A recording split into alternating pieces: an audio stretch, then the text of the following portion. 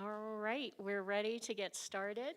Thank you. Today is Thursday, October 23rd, 2025. This is a special meeting between the City Council and the Water Commission. I'm calling this meeting to order and giving notice to members of the City Council and the general public that at this meeting, the City Council may vote to go in executive session, which will not be open to the public, for discussion and consultation with the city's attorneys for legal advice on any item listed on the following agenda. Can we have roll call? Mayor Daggett. Here. Vice Mayor Sweet. Here. Councilmember Aslan. Councilmember Garcia. I'm present. Councilmember House.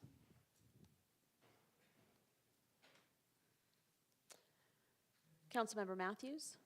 Here. Councilmember Spence. Here. Chair Ron Doba. Here. Vice Chair Donald Bills. Here. Commissioner Matthew Garcia. Here. Commissioner John Nauman. Here. Commissioner Haley Paul. Commissioner Ian Sharp. Commissioner Robert Vane. Here. And Commissioner Karen Wadsack. Here. All right. Vice Mayor, would you lead us in the Pledge of Allegiance? Would be my honor. Please stand if you're able. Allegiance to the flag of the United States of America and to the republic for which it stands, one nation, under God, indivisible, with liberty and justice for all.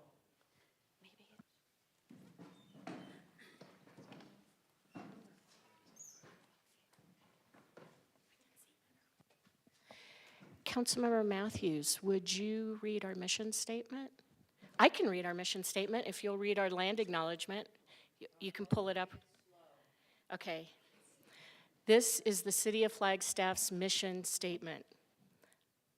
The mission of the City of Flagstaff is to protect and enhance the quality of life for all.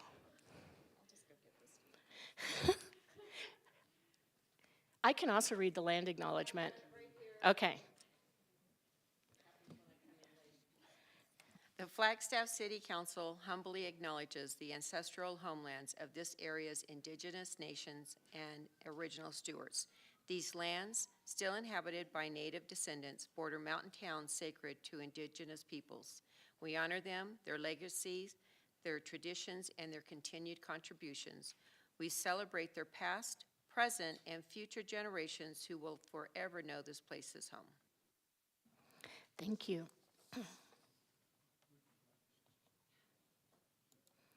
All right, before we start with the presentations, I would just like to acknowledge people who are representing different organizations and are either in the audience or online.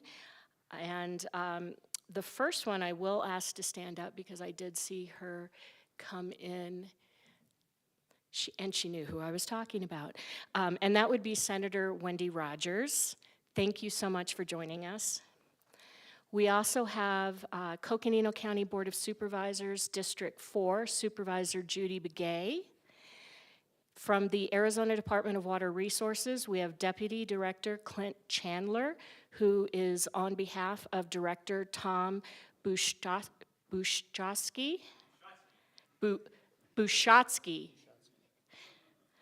Economic Collaborative of Northern Arizona, President Gail Jackson.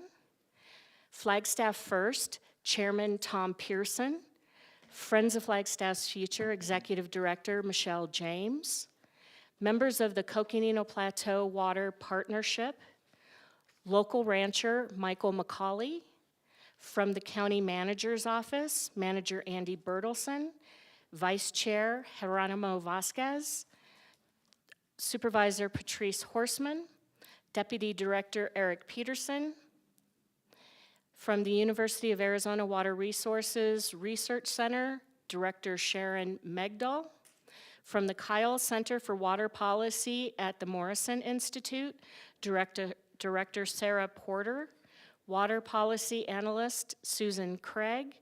Senior Research Analyst, Jennifer Davidson. From the Grand Canyon Trust, Jen Peltz.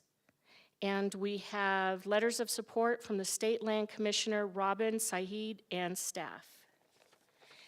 And before we jump in, I would like to welcome Dorothy Denitsosi Gishi here to, thank you, to offer us a blessing.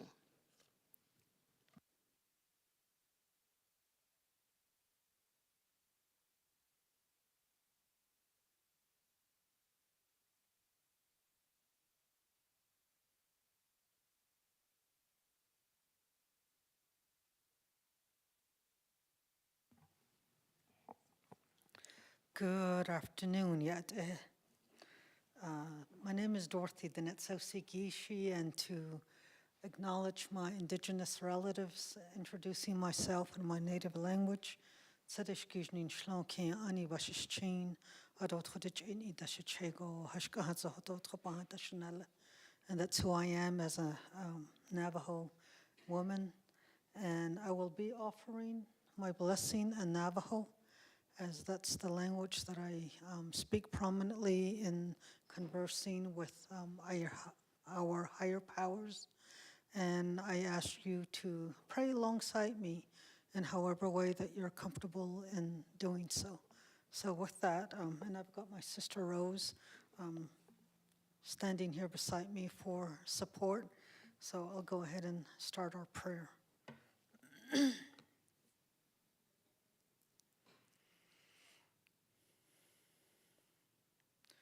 Kudon Hassan Shema Nzis Kadonia, Yadakil Shitra, Kudon Jania, Nikit Lasan Digini, Kudo Nejania, Twistan, Kudon Hitradonia, Kode, Traditin Joni, Kobe Nanhoshka, Traditin Joni Kon Hilag Ella, Traditin Joni Kode Ben Hisakan, Ado Kode, Di Itlan Ambido, Di Konketlange.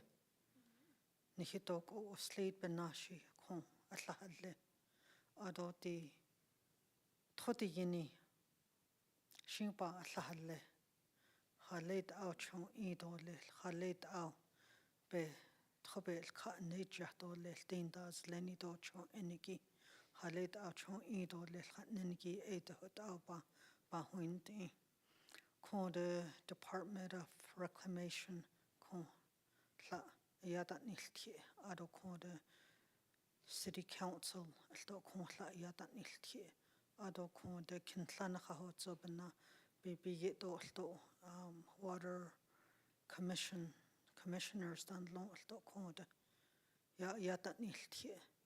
Da yonde yisi Konde, Shimbanahata, Kondits in, Ot end Kon Bakagish Legenit Lenishin, Niheda Jelnitole.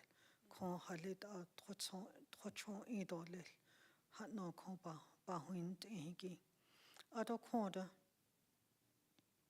no san shma yadil kilchitra ado konda nltsa bakan nltsa ba ad konda nihita trochon enigi shin kon ba huint shin kon anheta jilnitolil ado kon hashin la ko kon trochon ado kon Dana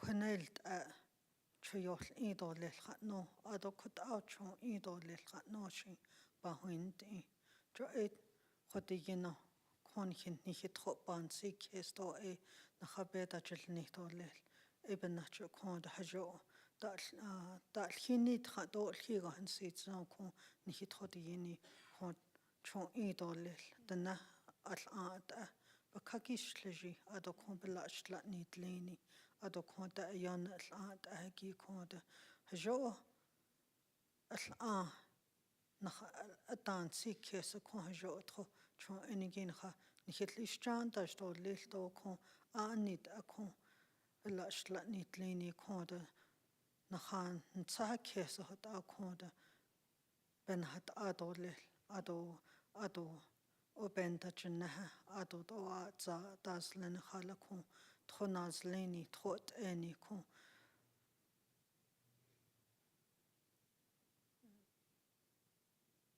Bahamun Zun, Ado Ada Hajo, at our quant Hochadinil Edo Little, could I corny so this Zendole, Ado Combe Nikinacha, could our corda Nihedachel Nitole, even natural at our con Hashel Kidney Saison, Hasha one he kidded Saison.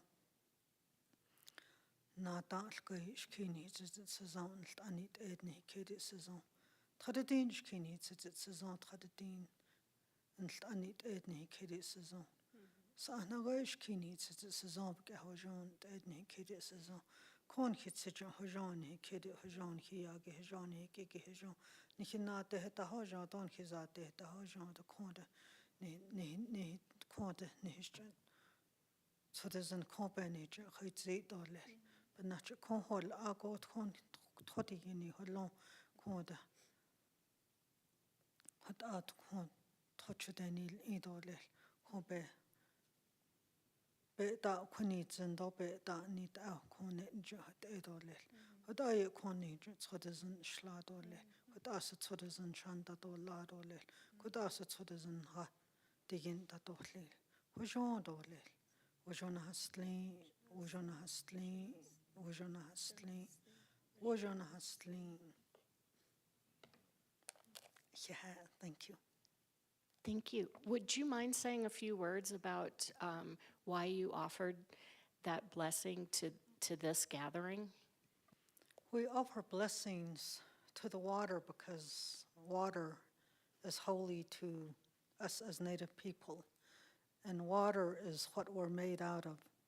And the use of water is very important because we use it in our ceremonial processes, and as human beings, as five-fingered ones, that's what we need to be able to live.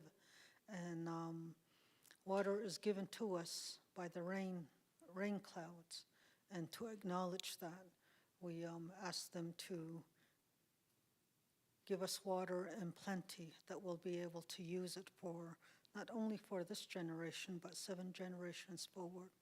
And the decisions that we make, that water be plentiful for all people, not just for a certain group of people.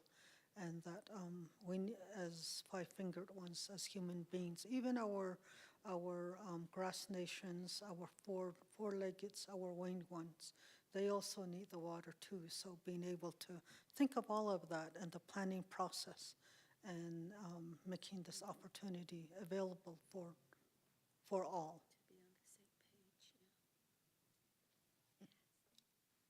Thank you.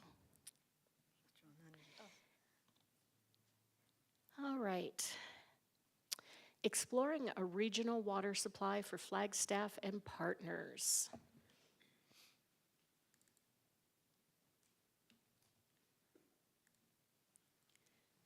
Greetings, Mayor, Council, and the Water Commission. The Bureau of Reclamation affords the city an opportunity to expand beyond the city and work with our neighbors on opportunities for water supply planning. We're very transactional in our work. Tell us to build a project, we'll build a project. We often don't have an opportunity to go beyond and invite a prayer like we just experienced. And as we talk about water supplies, we wanted to bring that element here. So with that, before I get started, I'd like to provide a recognition of our water team who have been working very hard, some for decades, on this project. And those individuals, we have Del Smith with the Bureau of Reclamation. He'll be presenting today. We have Valerie Swick with the Bureau of Reclamation, the Phoenix area office. And we have Kevin Black, formerly of the Bureau of Reclamation, but now a consultant to the city.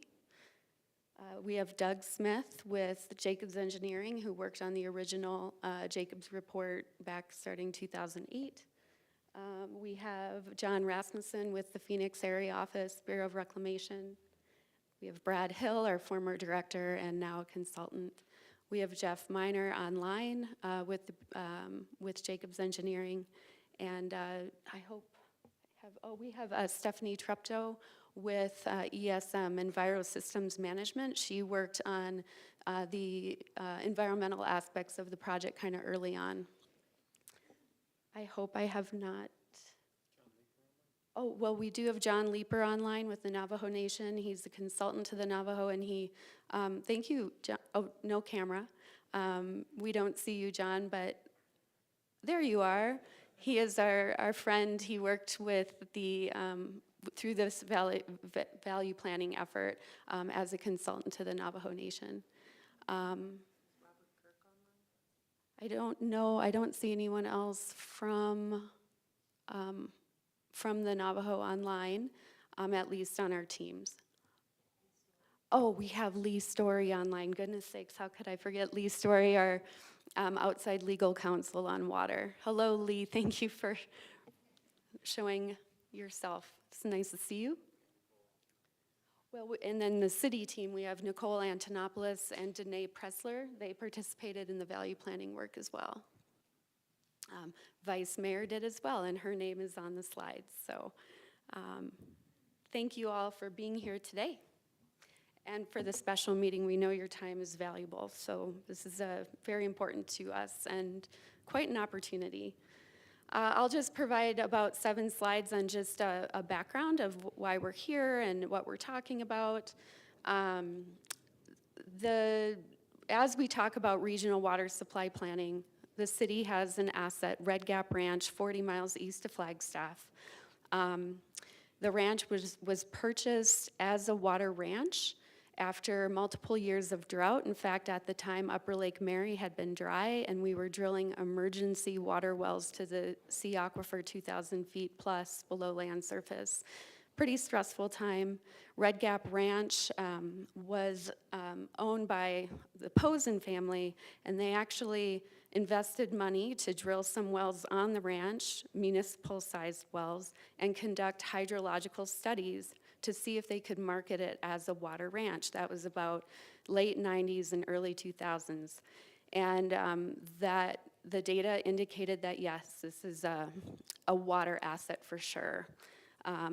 The wells that were developed at the time, I actually worked on that project fresh out of college, out of Arizona State University, so I've seen those wells pump 800 gallons a minute, and very little drawdown.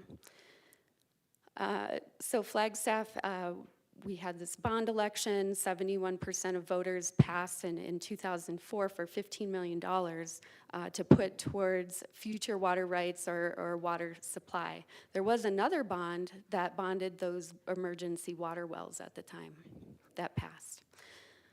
So the purpose was to acquire and or develop property or water rights. The city then authorized the purchase for $7.9 million in 2005. Again, it came with water assets, the 2 municipal-sized wells and other studies. The total acreage is just under 24,000 when you include the state land parcels in between our 8,500 deeded acres. We have invested a lot of effort into the ranch over the past 20 years. We purchased the ranch in 2005, and we immediately began what I call our due diligence.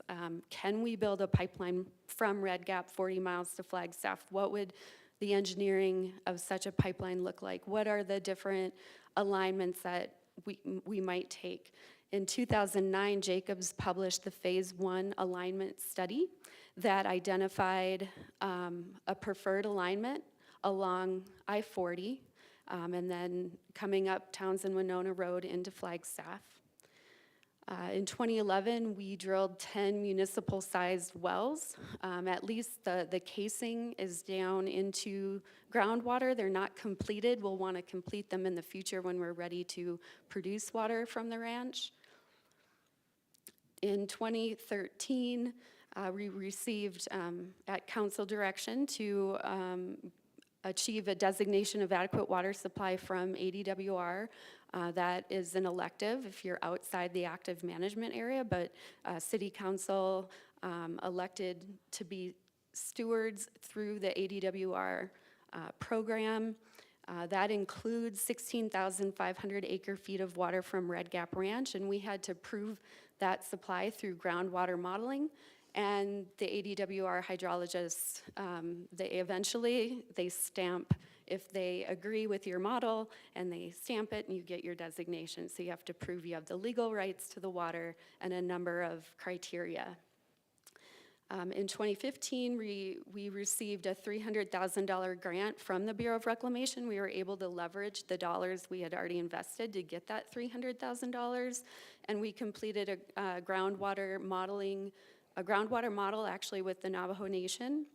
And then we conducted a cultural and biological survey on Red Gap Ranch. And the Bureau, the idea was those were kind of the lowercase environmental studies that would be folded into maybe an appraisal study someday. And so we were gearing up to hopefully get to an appraisal study at that time. In 2016, Mayor Neighbors signed an agreement with ADOT for a pipeline in the I-40 right-of-way. That was a hurdle. ADOT, at first, they weren't comfortable with a water pipeline in their right-of-way, but with proper engineering, or with, as long as their criteria could be met, they said, okay, we'll sign an agreement. And so now we work with their engineers on what that criteria is. And in 2025, Jacobs published their phase 2 report that put a 10% design number on a pipeline project. So that number you might remember from maybe 6 months ago, $500 million. And in 2025, we received a commitment from the Bureau to develop an appraisal scope of work. We have done decades of projecting our water needs into the future. We're about halfway to build out of the community, and we use the voter-approved regional plan to drive how much water demand we plan for in the future, plan for several generations of water for Flagstaff. And we would double the amount of water we're using today, roughly between 9,000 to 12,000 acre feet. We keep refreshing those numbers every couple of years. So, and now with the new regional plan, we'll do that work again, but it's not going to change too much. We've conducted decades of evaluations that these studies would be incorporated into the appraisal study. We've done a lot of work already. We've been investing in and augmenting water supplies since 1919. It wasn't until the early 1990s that we drilled our first well to the sea aquifer within city limits. It's very challenging to find where you can get more than 300 gallons a minute. We have our utilities integrated master plan and updates. Since 2011, that's where we started to conduct land-based water demand work. We have those studies of Red Gap Ranch that I mentioned that Jacobs has conducted. We have looked at water supply alternatives. As we know, advanced water purification is something we can do now. It wasn't 10 years ago, but we were looking 10 years ago, what might those options be for our reclaimed water that is unallocated? We have an amazing conservation program. Council directed staff to develop a plan for how low can we go with water conservation. You adopted a plan in 2020. Our team, some online, Tamara Lawless, they are executing that plan. We're thinking we can get to 80 gallons per capita per day. We're now at, I think, in the low 90s, but over a 20-year period, we would achieve 80 gallons per capita per day. That's pretty efficient, and we're already doing a great job. We did a reclaimed water master plan with Brown and Caldwell, and we're sort of focusing at your direction on water planning under resiliency and redundancy thinking. Fires are more common. We had the fire on the North Rim, we've had the Schultz fire, so many fires. If we were to have a fire in our watersheds locally, it would be devastating and could curtail water use or our total water production for a year until we can repair major systems, and we might not have enough water to provide our customers. So it's very real. We're now saying we're one fire away. Wildfire.org has published Flagstaff as we're 99% of all communities at the highest fire risk. So we're very high for a city. We're very vulnerable. So we're focusing not only on that future demand, but resiliency and redundancy. So having backup water supplies, but also resilient water supplies. So again, one fire away, 76% of our infrastructure comes from heavily forested lands outside of the urban environment. The other thing we're facing are the public service or public safety, PSPS, power shutoff events by APS to protect the forest. It turns off the power to our well fields and we use backup supplies. But that is just, we have several days of water in storage. So if that event is long enough or if there happens to be a fire, yeah, that's a tight situation to be in. Mayor, you sent a letter requesting technical assistance for water supply planning to the Bureau of Reclamation in 2024. Governor Hobbs and Senator Kelly have sent letters supporting an appraisal study for regional water supply planning. We just received a letter of support from state land. We got a response from the Bureau of Reclamation that they would work with the region on developing a scope for appraisal. An appraisal study, you've been briefed on NWRSA, the Northeastern Arizona Indian Water Rights Settlement Agreement and the Act. The agreement signed by our governor. An appraisal study would be consistent with NWRSA. It's not part of NWRSA, but that's important that regional partnering affords us an opportunity to work under NWRSA.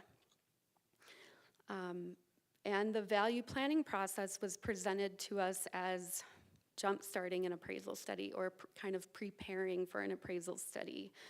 So we were just very grateful to have this effort led by Del and his team out of Denver.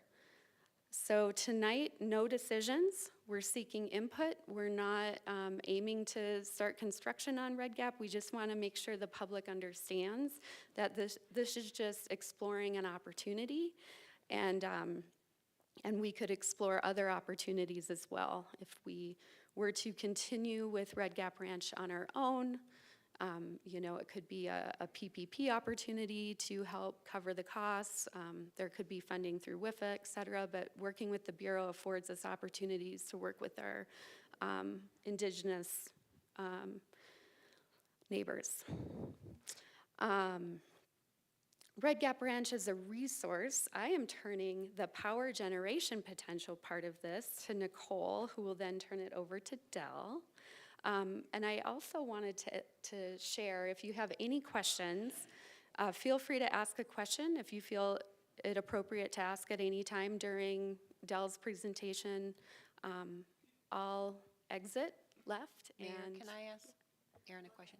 Erin, before you step back, and you'll probably step back in, kind of going back to one fire away from having a disruption in our water, and if you did, I missed it.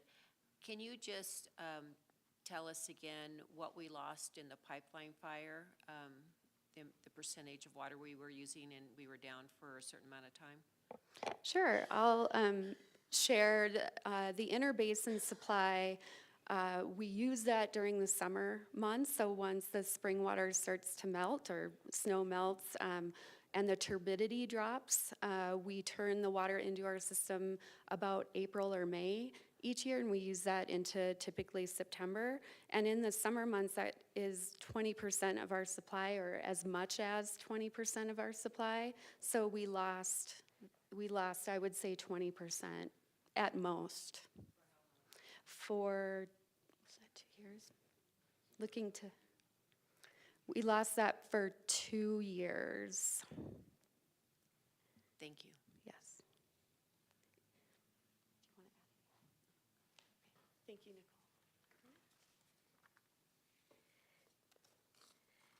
Good afternoon, Mayor, Council, and Water Commissioners. My name is Nicole Antonopoulos, and I'm the Sustainability Director here at the city. It seems like yesterday that I started speaking to Council and Water Services about the renewable energy potential of Red Gap Ranch, but in actuality, that immediately followed Jacob's first study in 2009. And I can't believe we're standing here this many years later. I was trying to think of a funny related water joke, but it didn't pan out. It's understandable that it is this many years later. This is given the complexity and the magnitude of the project. I'm here this afternoon to speak with you about the power generation potential at the ranch. And I'd like to orient the council and the members in the audience to the map on the right-hand side of the slide. As you know, Red Gap Ranch is incredibly vast, but that does not mean that all of the land is available or prime for renewable energy development. In 2019, Water Services and Sustainability worked to identify areas of the ranch that could meet certain criteria for renewable development. And that criteria had to complement the primary use of the ranch and why it was purchased, while maintaining obligations and providing access to various attributes. This was an extensive analysis that included locations of future wells, stock tanks, overhead transmission lines, well field collection pipelines, ownership boundaries, as well as APS substations, and the potential for contiguous solar development, which is the most cost-effective type of solar development. To the latter, these are noted in light yellow on the map. So these are the areas that Water Services and Sustainability identified as prime locations. And I'll give you just a moment to take a look. Now, zooming out from the ranch, the region is one of the most promising renewable energy zones in northern Arizona. It offers abundant solar and wind resources, strategic land access, and opportunities for meaningful partnerships with tribal nations, the state, and private developers. The area also has exceptional solar resources. And I'm gonna just geek out for a moment, but the Red Gap Ranch area receives over 6.5 kilowatt hours multiplied by 2 per day of solar irradiance. So it's among one of the highest in the country. The region is ideal for utility scale photovoltaics and concentrated solar power. It also has viable wind energy zones. Wind mapping studies indicate that there are class 3 and 4 wind zones, which are suitable for utility scale commercial wind development. These lands offer large contiguous areas, as I mentioned, suitable for renewable energy siting. There's city-owned land, there's Arizona State Land Department land, there's tribal land, as well as privately held. Red Gap is also located near existing and planned transmission corridors. The area is well positioned for multi-jurisdictional partnerships, and on this slide you can see some of the things that we are currently working on. The council may recall on October 6th, you approved an IGA for a virtual power purchase agreement with a consortium of Arizona entities. We also have an MOU that we had signed in 2015 with the Hopi tribe. We have the Navajo Nation, as I mentioned, state land, as well as those private developers. These partnerships could leverage shared infrastructure as well as shared benefits. Now, moving on to the upcoming appraisal that Aaron mentioned, this would evaluate power supplies for the ranch. This is critical information for the city and for our community. Energy independence for the Red Gap project is critically important, as the project may more than double our city's current energy expenditures. Our energy expenditures can fluctuate between $4 and $6 million a year. And what would that then mean for customers? So my job is to look at every potential and work with Water Services, potentially the Bureau of Reclamation, to identify opportunities that are cost-effective, that protect our community and our future water supplies. Thank you. Del.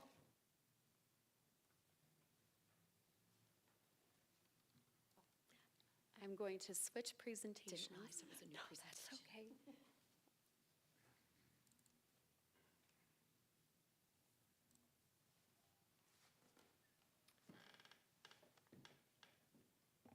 This is a prestigious group. I'm impressed. Mayor, the City Council, the Water Commission, state representatives. I've had a chance to present a few projects on Capitol Hill, and I think this is a more prestigious group. Anyways, we're going to talk about the value planning study that we did back in July, earlier this year at Northern Arizona University. There was a lot of good work that went into prepping for this, and then the week-long study, and then the follow-up outbrief that you're going to see today. So when we do a water supply study through value planning, we don't just focus on a single project. Like you've heard, Red Gap Ranch obviously is something that the city is very interested in. But we try to look at, every type of source of water far and wide that might be viable for the region. So we're really looking at this as a regional water supply. What is a regional water supply that could meet the interests of not just the city of Flagstaff, but other stakeholders within the region, including the tribes, including the other underserved populations. And so you're going to see that in this presentation. There's been a lot of studies, and you'll see that in the presentation too, but we've looked at sources from the Colorado River. That's that black vertical line coming down. We looked at sources from the Colorado River coming from the west, from Lake Mojave. Looked at expanded use of city wells, which you've heard is problematic because of the amount of yield is probably challenging and very costly to develop. And then obviously Red Gap Ranch. So we kind of look at everything and try to compare it one against another. So we had a really strong team for this. So you're going to see this group of people, what we got done in July.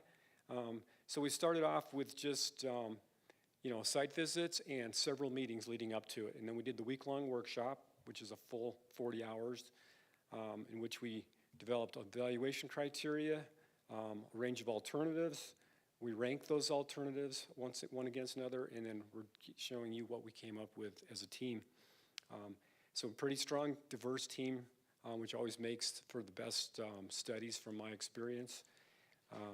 So we had a lot of folks from Reclamation that had various backgrounds in physical scientists, engineering geologists, civil engineer, environmental specialists, water conveyance specialists, water treatment specialists. And the city of Flagstaff had a really strong team too. So it was great working with each of your city staff as well as your consultants. A lot of really good information leading into a study. And that always sets a study up for a lot of success, is to have a lot of information up front. And then we enjoyed having the participation of the Navajo Nation. They're obviously very interested, especially with the sea aquifer and potential impacts on the aquifer on the Red Gap Ranch if that is chosen. And then the Hopi tribe, we wanted their participation. They were able to send somebody, one of their consultants as an observer. So they at least knew what we were up to. The background, so many studies identify a water supply shortfall for Flagstaff, as you've heard. And once again, I'll just reemphasize, there's a high risk of a catastrophic climate condition with long-term drought. It was not lost on us that the week of the study, when we were coming in on Sunday, is when the North Rim was burning. And so fire threat is a very real thing. And then another thing we know that we'll have to deal with groundwater is it's expensive to treat. If we're going to use sea aquifer water as a possibility. Other interests, Navajo Nation anticipates significant economic development along the Interstate 40 corridor. The Twin Arrows Casino is one place where they're looking at expanding and growing. In 2005, Flagstaff purchased Red Gap Ranch, as Aaron mentioned, for future water supply.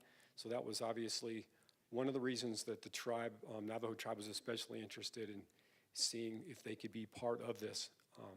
And also protect this aquifer. That was one of the big concerns. So the purpose of this study was really to provide a resilient and redundant regional water supply for sustainable residential and economic development for Flagstaff and portions of the Navajo Nation in northern Arizona. So there's concerns and opportunities. From the Navajo's perspective, potential impacts of Red Gap Ranch pumping on the sea aquifer and on the Southwest Navajo Rural Water Project. That's this area that's outlined here in the southern portion of the reservation.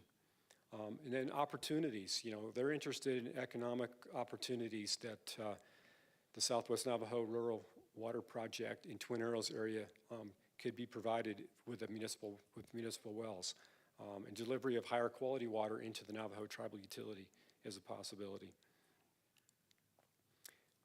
Flagstaff concerns, obviously, you're looking to the future, you're looking at this build out, you're looking at population growth going out to 2070, so there's been some really good planning, maybe it's 2080 even.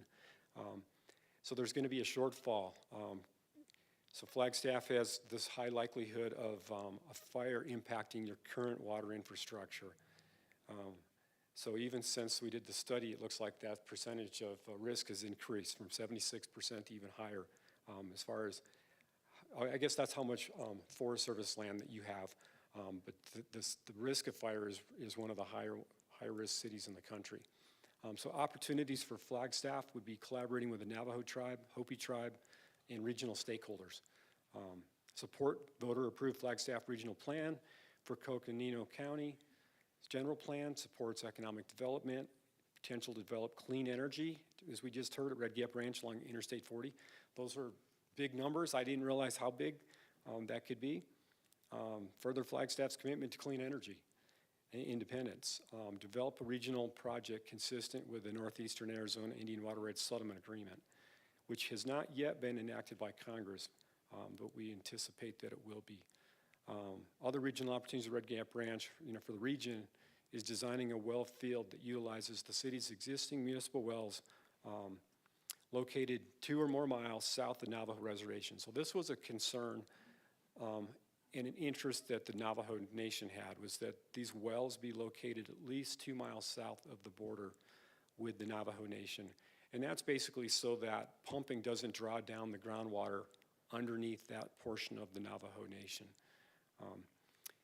Opportunities regionally to manage and convey water from Red Gap Ranch for Flagstaff and potentially by other Navajo Nation or others, and it could be a multiple use potential for Red Gap Ranch. Reclamation's involvement, we have a reason we're interested in this is we have a trust responsibility for Native tribes.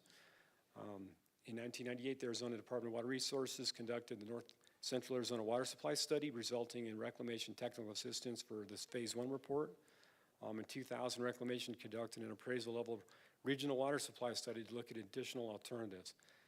In 2003, the Hopi Western Navajo Water Supply Study was completed. There's been a lot of studies. I don't think I'm going to read through all of these, but I think you'll see there's been over about 30 studies since the late 1980s.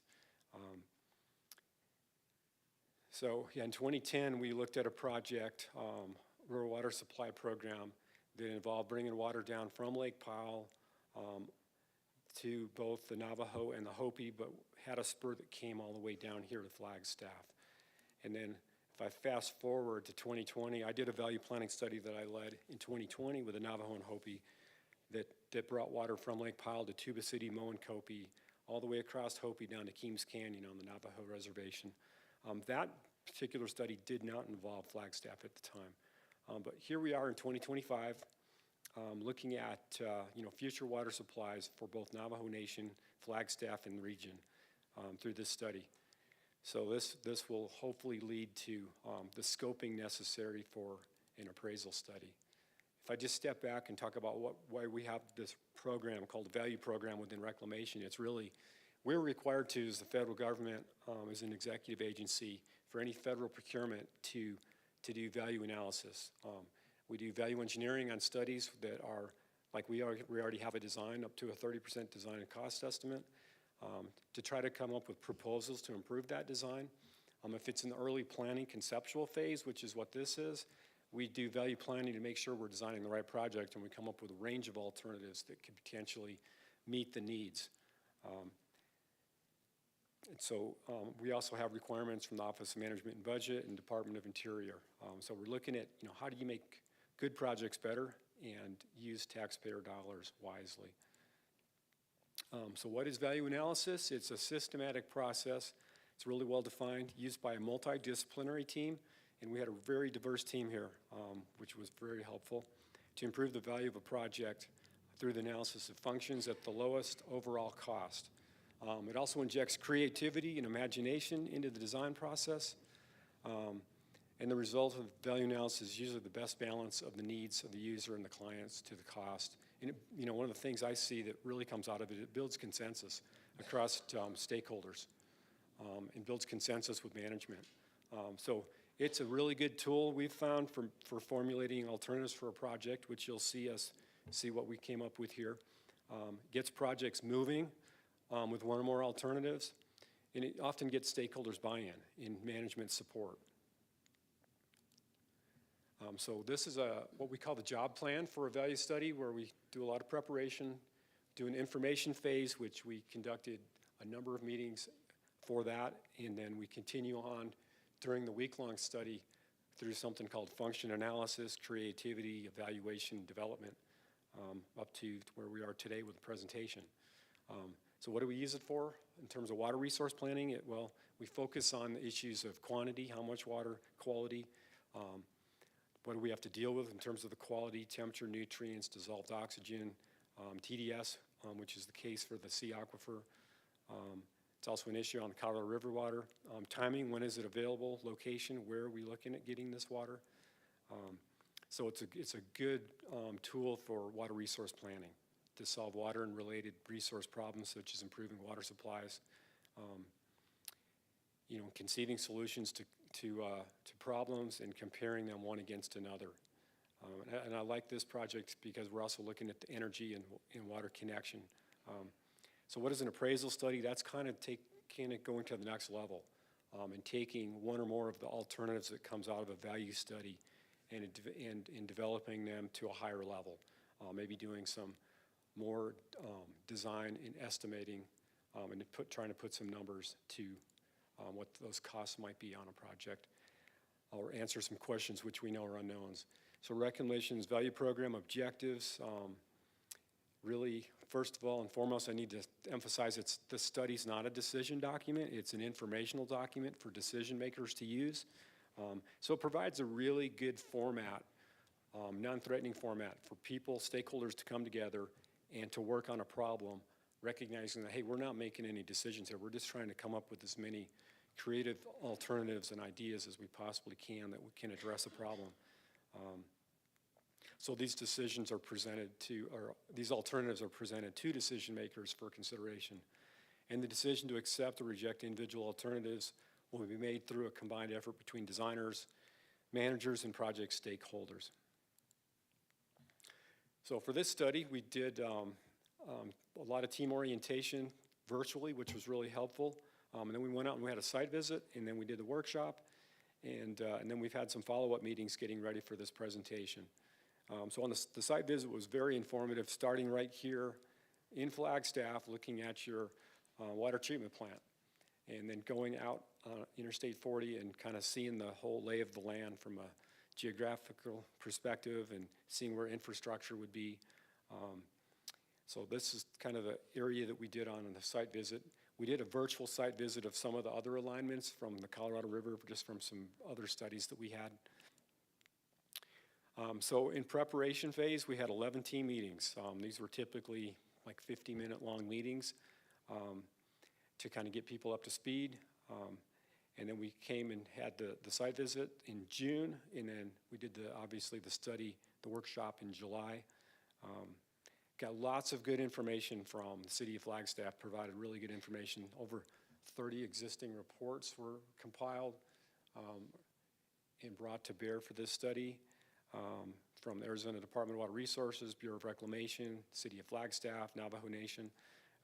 There's been a lot of effort, obviously, looking at water supply for this area. So we go through something called function analysis, or function analysis system technique, where we try to boil down into 2 words, functions, an active verb and a measurable noun, what we're trying to do. And so really what we're looking at outside, up here in the upper left, is water security. How can we improve water security and meet needs? And you ask as you go from left to right, how can we meet needs? Well, by supplying water. How can we do that? By delivering water. How do we do that? By conveying it, treating it. How do we do that? By constructing infrastructure. How do we do that? We obtain funding and authority. How do we do that? Well, we have to design a project. How do we do that? We evaluate water sources. How do we do that? We identify water sources. We also, at the same time, identify constraints. We identify demands. We identify stakeholders that need to be involved, define the scope. And you ask, going back the other direction, why. It has to work logically both ways. Why are we defining demands? So we can identify the constraints and identify the sources. So why are we doing that? So we can evaluate these sources. Why are we doing this? So we can design a project. And we do that so that we can obtain funding and authority. Why do we do that? So we can construct infrastructure. Why do we do that? So we can convey and treat water. Why do we do that? So we can deliver and supply and meet needs, and hopefully end up with better water security. And then along the top here, you'll see what we call all the time functions. We want to protect the public. We want to be able to mitigate drought, protect the ecosystem, respect the sovereignty, protect cultural resources, cultural beliefs. We want something that's climate resilient. I know that's a big goal for the city, being carbon neutral, and this is going to be a project that's going to require a lot of energy. So maintain energy commitments, ensure benefits. So there's a lot that goes into this. This is about I think it was most of a day-long process to put this together. It might not look like it, but you really wrestle with it, and that's what it's designed to do, is just slow down and really think about what do you really need for this project to be successful. And then we go into, kind of springboards us into a creativity phase, or I sometimes say the imagination phase, where there's no bad ideas. Just throw out as many ideas as you possibly can. And so we'll put a function out there, like you see in this column here on functions, define demands. Well, population projections to be served per capita, so we use that, population growth. And up on the board, we put all these functions that's how we kind of organize them. But the next phase of that is, okay, trying to generate ideas. And then we go through those ideas and evaluate them. And the ones you see in yellow are ones we decide, well, we're really not going to move that forward. We'll write up something short about that. But it's really the green ones we're going to move forward. So this team generated 146 ideas. There's just 19 here on this sheet. And the orange ones, we said, yeah, we're not going to do that. We're not going to go there. Groundwater from the N aquifer, no, we're not going to look at that. Or the Tucker Flat project, no, we're not going to look at that. But we'll have it in the report. If anyone ever asks, how come you didn't consider this? We'll have some documentation that, well, we did consider it, but these are the reasons why we didn't move it forward. The other thing the team develops, which is really helpful, is criteria so that we can rank these alternatives one against another. And this is called a paired comparison, where you look at what is more important, water resilient water supply or protecting groundwater aquifer. So the team here gave this a 1. It's slightly more important that we protect the groundwater aquifer.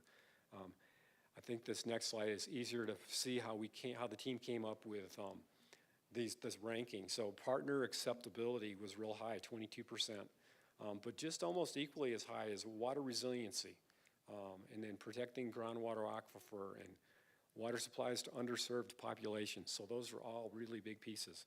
Water quality is going to be really important. We import water in, whether it's from the sea aquifer or whether it's from the Colorado River. You're going to have a new water chemistry to manage and deal with when it comes to treatment.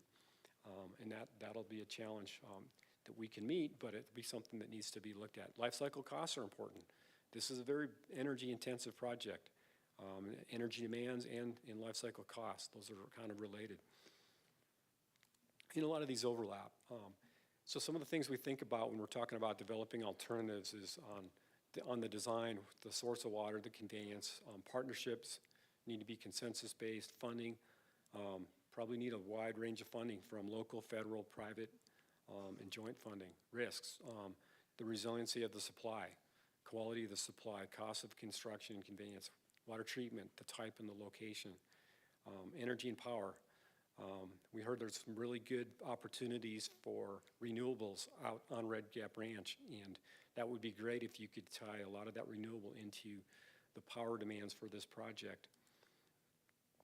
So alternatives, we came up with really 4 different alternatives, but if you look at this, there's like 8 varieties. We've got 1A, B, and C. We got 2A, 2B, alternative 3, alternative 4A, and 4B. So alternative 1A, this is kind of the baseline, right? We wanted to do this study because we knew that there's been a lot of good work done on this Red Gap Ranch, as well as the other studies that have been mentioned. But developing the municipal wells at Red Gap Ranch. So the baseline for alternative A is groundwater treatment for, it'd be developing these wells, treating this water, piping it from Red Gap Ranch, approximately 40 miles uphill, and you can see on this graph here, the lower left, that's about 2,000 vertical feet. It's a lot of energy. I believe there's a pumping plant about every 500 vertical feet along this pipeline alignment to move water uphill to Flagstaff. And then Flagstaff would manage the treated effluent water in the city, as well as the water supply. Advantages, disadvantages. So Flagstaff owns Red Gap Ranch since 2005, 20 years ago.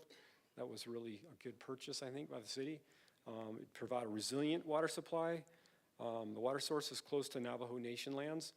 So if we're partnering with Navajo, we're close to the Navajo Nation. This part of the sea aquifer, our understanding from by the water quality samples that have been taken, has higher quality water. There's the clean power generating opportunities, manage pumping to reduce potential impacts to regional groundwater systems. There's already 12 municipal wells drilled into the sea aquifer. Flagstaff's acquired the right-of-way for the pipeline from Red Gap Ranch to Flagstaff along the Interstate 40 corridor. Flagstaff feasibility study by Jacobs, there's a 10% design already in the Jacobs Phase 2 report. There's the ADOT agreement already in place.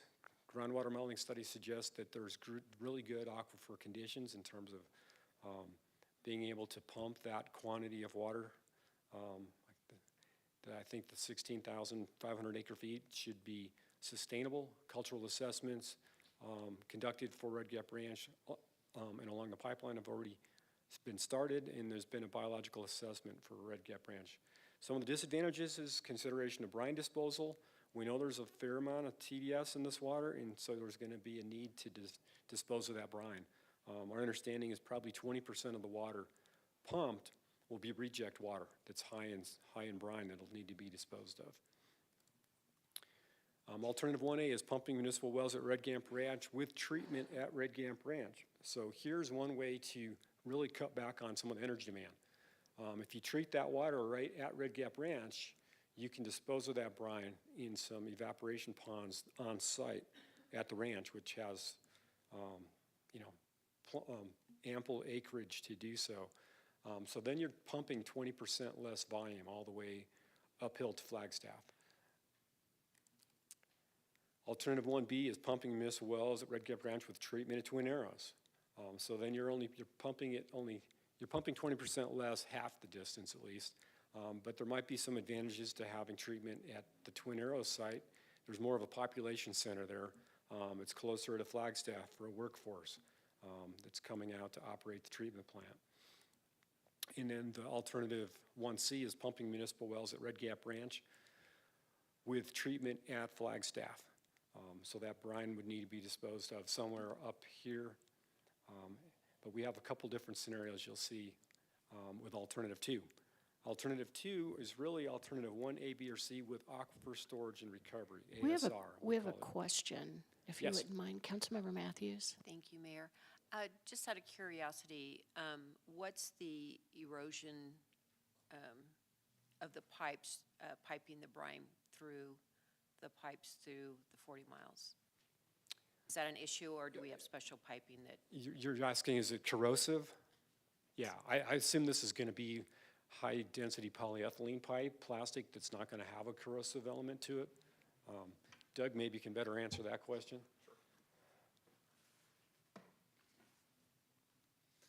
Hey, good afternoon. We did look at corrosion in the Red Gap reports. And it's likely going to, at that pressure, likely going to be a steel pipe with a cement mortar lining. And we did look at the water chemistry, and it's not going to be that aggressive to the cement mortar lining. So basically, it would be okay. Okay, Or we could thanks. certainly design for it. Thank you. That's a great question. That might be an advantage of treating it at the source too, to get a lot of that TDS out of the pipe. Yeah, please stop me, anyone, if you have questions along the way here. Be happy to try to answer them as we go. So advantages of this, same advantages, resilient water supply for Flagstaff. The water treatment operations would be more central to Flagstaff, an existing workforce. Water recycling projects augment groundwater resources, greater opportunity for flexibility to manage sea aquifer groundwater pumping and peak demand, potential operation and maintenance and replacement, OM&R cost benefits. So anytime you pump closer to the source, there's going to be some cost benefits in O&M. Disadvantages, higher capital and operational expense, power supply and demand for additional recycled water projects. Two-way alternative ASR at Red Gap Ranch. So this is actually a parallel pipeline you see in the black and yellow hatch coming back down. So you would take that treated effluent, you'd take the treated effluent from Flagstaff, and you would actually bring it back and put it back in the aquifer to try to help maintain that aquifer. So recycled water from Flagstaff would be returned to Red Gap Ranch in a separate pipe to recharge the aquifer. And one thing that Jacobs actually came up with in this value planning study, which I thought was really interesting, was looking at the possibility for a hydro station. So you've got 2,000 feet of vertical fall coming back down, and you could put in a hydropower plant and regain some of that energy by running that water back down that pipeline. So that would be something to consider. Looking at alternative 1 with ASR at Flagstaff, this is alternative 2B. So the recycled water generated from Red Gap Ranch groundwater is recharged and stored underground within Flagstaff. So that would be looking at the opportunities to utilize that water up here in Flagstaff, which are already using recycled water in a really good way, so you could simply expand that. It wouldn't necessarily have to go directly into the aquifer storage, but we could do ASR here too. If the conditions were right, that'd still need to be evaluated. Alternative 3, so this is a new source of water. Be looking at really an old source of water, right? It's expanding the city of Flagstaff wells near Flagstaff. And so that sounds like that would be a challenge. New well fields to import additional groundwater from the sea aquifer from locations closer than Red Gap Ranch. You've already done that a few times, it sounds like. So you'd expand the city of Flagstaff wells near Flagstaff. So advantages is closer to Flagstaff, reduced travel, possible water hauling load-out stations for the county residents or others not located along the Red Gap Ranch corridor pipeline. Disadvantages would not provide water for regional water users along I-40. Deeper depth to groundwater, more expensive drilling projects. I think Aaron said the last time around you had 2,000-foot deep wells. Those are extremely deep wells for production wells. The OM&R expense with wells deeper than those at Red Gap Ranch. Concerns regarding sustainability, resiliency, and reliability. Sounds like the yield isn't great on some of these deep wells here. Wells are subject to Arizona Public Safety Power shutoff events during high wind events across high fire risk areas. This was one of the advantages of the Red Gap Ranch is you would get away from those potential shutoffs. And then locating suitable land with high yielding production wells could be really challenging. And then there's obviously permitting challenges additionally. Alternative 4, Colorado River water. So this has been something that's been looked at since I think at least the last 20 to 25 years. So the general concept is withdrawing water from the Colorado River upper and lower basins, so we have an upper basin option coming out of Lake Powell. The Navajo tribe already is able to utilize the intake for the Navajo Generating Station, which was decommissioned in 2019, so that they can bring water out. So they are already planning part of this. But this would be taking it to a whole nother level and bringing water all the way down to Cameron with a line going to Loop and a line spurred going to Flagstaff. And then another one that we looked at that I don't really think has been looked at by anyone in any serious way, but it would be bringing water from the truly lower basin of the Colorado River, using the alignment that the slurry pipeline has.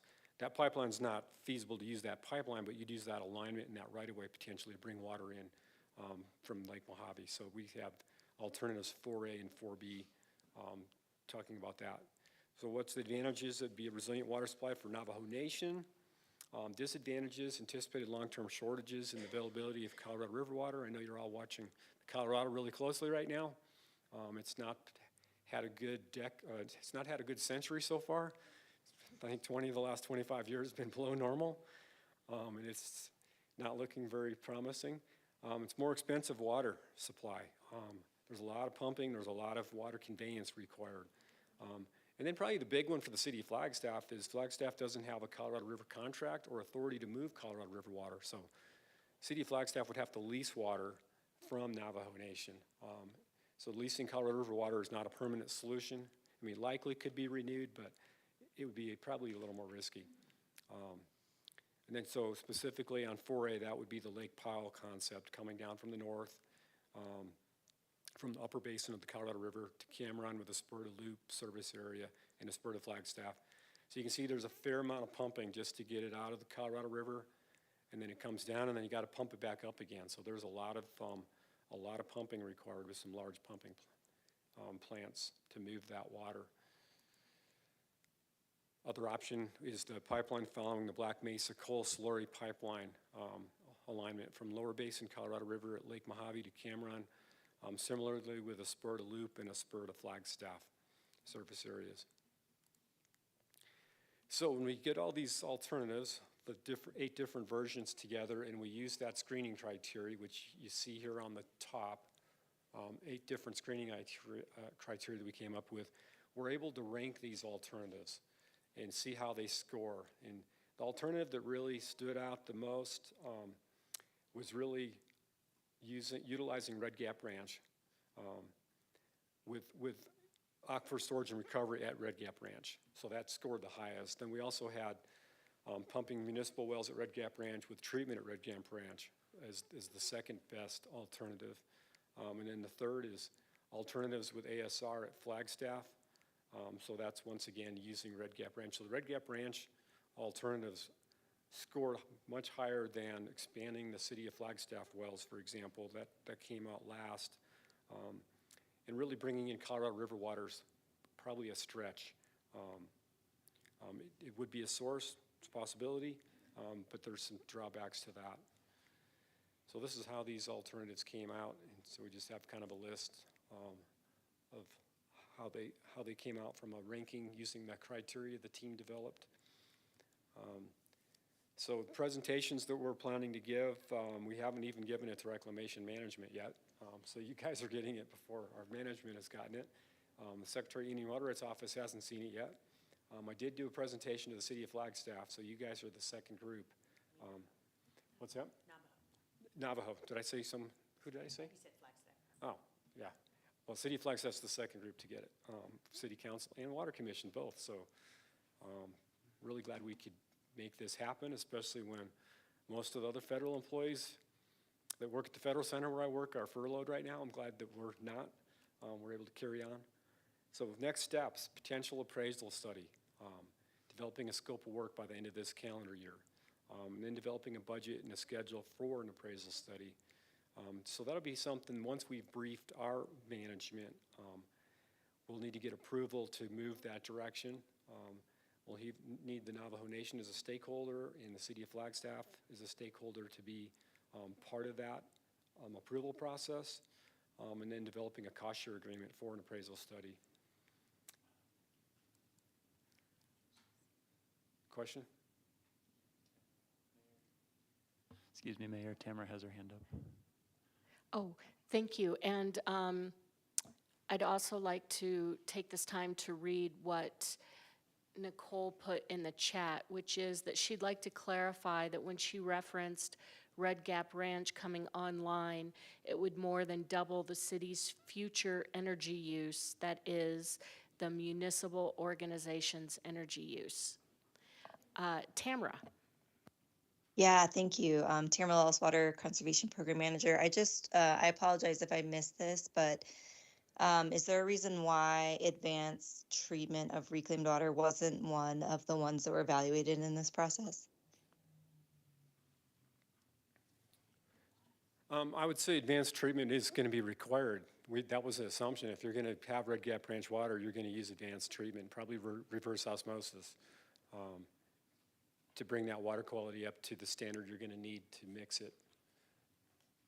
And that's very energy intensive. That's the equivalent of one of the 4 large pumping plants that's going to be required to move water uphill. So it's like having a 5th pumping plant.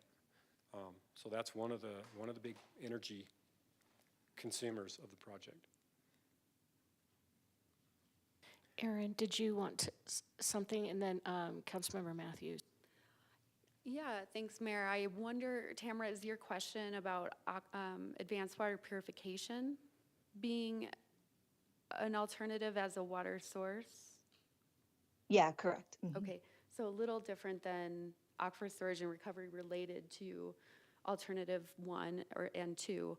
But advanced water purification was mentioned. The city, we pledged, the volume of water we have available for advanced water purification, and it doesn't meet the total build-out water demand. We recognize that it's still part of our portfolio of water that we still have to determine what kind of advanced treatment we want to do and what we want to do with that water. If we want to be drinking it, if we want to be recharging it.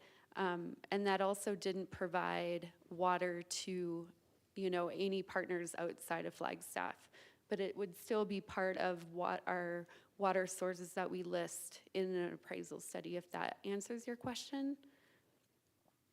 Yes, thank you so much. And I'm sure other people had that question, so it's a good question. Yeah, I'm sorry I misunderstood. No, that was one of the first things we asked and looked at. Our water quality team member was how much water would be available if you did indirect or direct potable reuse of your existing effluent. And as Erin mentioned, it wouldn't meet the need volume-wise. It wouldn't meet the quantity. But it should be something considered in the future. It should be something that's looked at even in an appraisal study in my mind. So yeah, good question. So Councilmember Matthews and then Commissioner Nauman. Could you go back the slide on the ranking of all the options? So just trying to absorb all that. Could you just speak a little bit extra on why expanding City of Flagstaff wells? I know you mentioned that it's expensive, we have to go deep and stuff, but I'm sure it's not as expensive as developing Red Gap Ranch. So just in a summary, can you say why it ranks so low with the group? Well, I can look at, if I just look at the numbers here, resiliency of the supply, team didn't feel like it was very resilient. It didn't feel like it was protecting of the groundwater aquifer that the city wells are utilizing right now. They're already having a hard time meeting the yield that they need in some cases. Energy demand is going to be really high because it's really deep wells. Water quality, I can't speak to the water quality of them, but I guess we said that was high, that was actually good. So I think if you look at other scores, water supplies to underserved populations that couldn't meet those, felt like that was part of an important part of the project. So one thing that stands out to me is just the resilient water supply. So now that you pointed that out, what I'm taking from that is that we know the water here at this aquifer is such that it's not reliable. No matter how many wells we drill, we don't have the abundance that we do at Red Gap Ranch. Would that be a fair assessment? So the resiliency is mostly because the wells are still in the forest.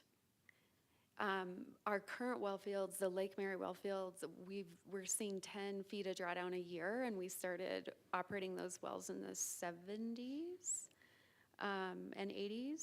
So the aquifer is not sustainable. So even drilling additional wells outside of the forest, it's not reliable, is what you're saying? Well, if we were to expand outside of the forest, beyond the forest, there's less Forest Service land. There is state land, and a well field on state land, we'd have to pay state land for that water. It's someone might know how much per acre feet that is. It's like $2,000. I don't know the number, but we'd have to pay to pump water from state land. And So then- I'm assuming that part of the discussion and the study leading up to this, you guys were looking at those numbers, because if we pay state to use state land water compared to what it's going to cost us to develop Red Gap Ranch, I'm just trying to see financially, like, yeah, we'd have to pay an extra fee, but we're talking, what's the number, $800 million to develop Red Gap Ranch, right? In the appraisal study, we would definitely put the dollars per acre foot for developing on state land, but then we'd also have to kind of start over in terms of what's the water, what is the availability of water, what is the actual drawdown of water, and the long-term pumping rates that could be sustained in areas we haven't investigated yet. And that's, with Red Gap, all of that work was done before the city even bought the ranch. We've had some private landowners say, hey, we've got 2,000 acres, and we've said, well, have you completed your due diligence to market it as a water ranch? And the answer is always no. So just looking at the geology kind of regionally, and then the land ownership, we'd be piecing together well fields on different land ownerships. We'd be building new pipelines across. We've just kind of done so much work on Red Gap. Right, Did you that helps did you me wanna a add lot, something? just to understand the Yeah. economics of it, thanks. And I do think from what I've heard on the hydrogeology is that the more you go east, you get into much higher yielding wells. The wells here, some of them are very hard to get a good yield. Yeah, thank you. Councilmember Matthews, I think it's worth noting that if we were to drill closer, we might have, 4 well fields that are 10 miles away or 15 miles away, and we're still ending up with 40 miles of pipeline to pump through. It's just another way to consider it also.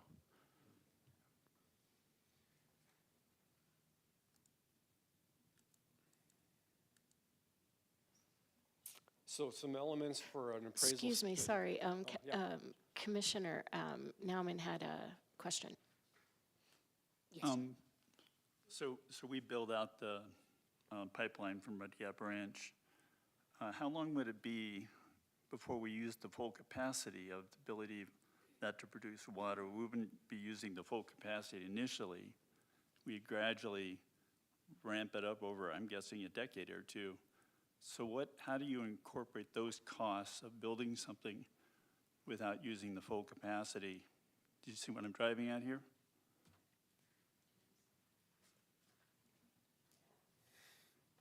So we have thought about this, and number one would be, do we have partners along the way taking any water? That would factor into, if we're pumping just for Flagstaff, we would have an internal conversation with our operators on how do we bring in a new supply, and what is an optimized flow rate. So the design has kind of 4 phases, or 4 pumps within each pump station, at least currently. And so we only pump phase 1. Maybe that's, 2 or like 6 million gallons a day is an optimized pumping rate. So then we factor in if we're maybe decommissioning some of our local wells because they're old, they're 80 years old and we're not going to re-drill those.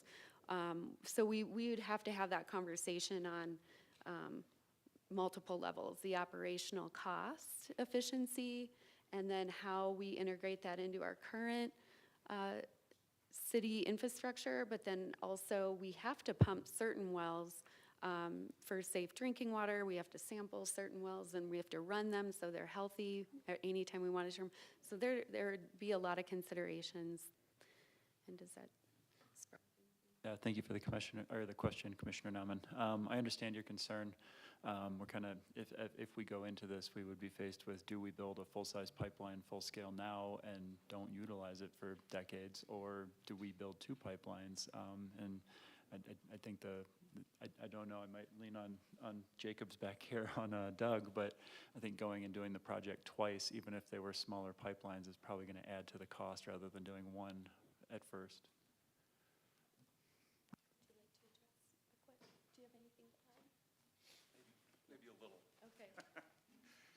Yeah, so in our Jacobs 2 report that's on record now, we did talk about phasing, and the main things that we said are feasible are the pumps, as Aaron said, and you could probably start out, if it's a 4-pump station, each one, you could probably start out with 2 pumps, and then you could add a third and add a fourth.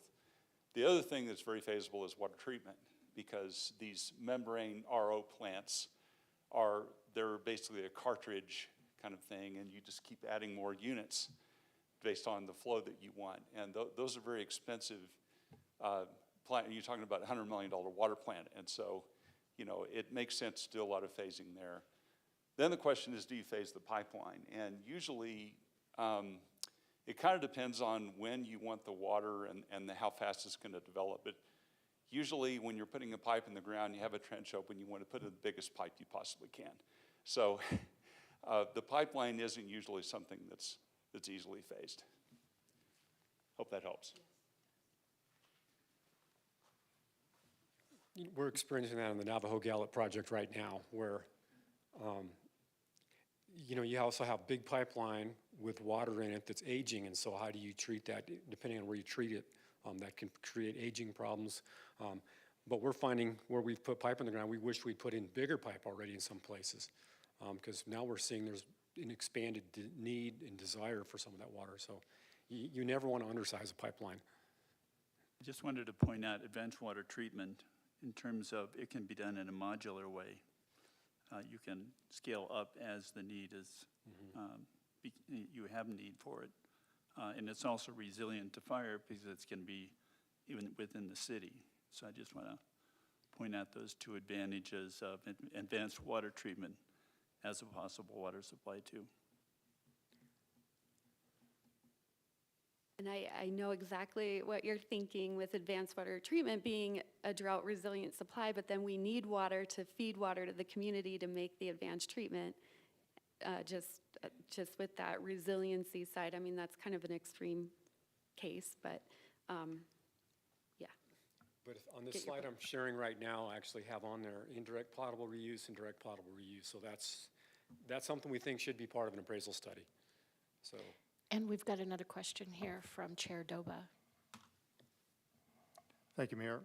Kind of in line with Commissioner Nauman's question, when we look at our needs for full build out, say 10,000 acre feet of additional water, and how much of that is going to come from Red Gap Ranch, are we anticipating that we would be utilizing Red Gap Ranch on a year-round basis, or only during maybe half the year, the high water use part of the year? Because it is going to be expensive water, even if we're able to develop some sort of power generation out there. It's going to be costly to operate, to staff, and so forth. You want to take that? Thank you for the question, Chairman Doba. I think there's kind of 2 approaches to this. If we work with the Bureau of Reclamation, it's going to be a regional pipeline. We're going to be serving water to more people than just Flagstaff, and it's my thought that once it goes online, it's going to stay online. If this becomes just a Flagstaff project and it's only supplying water to Flagstaff, which is not the direction we're headed currently or presenting currently, then there is the potential to only run it during peak seasons. Does that answer your question? Yes, thank you. But I would presume that if other parties are using the water and we're not using the water, that they're going to be the ones paying for that expensive water. Yeah, that would all have to be worked out in the future, but Okay. yeah, I would suppose the same thing.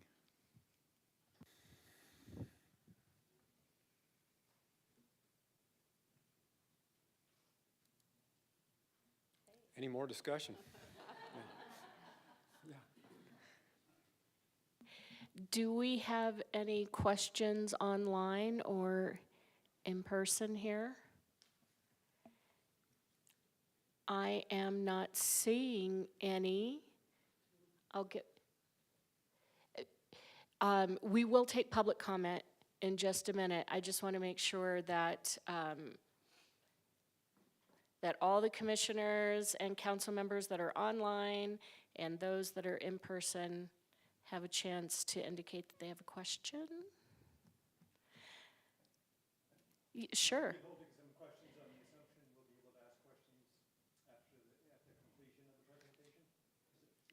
This is the completion, isn't it? Or is there another portion?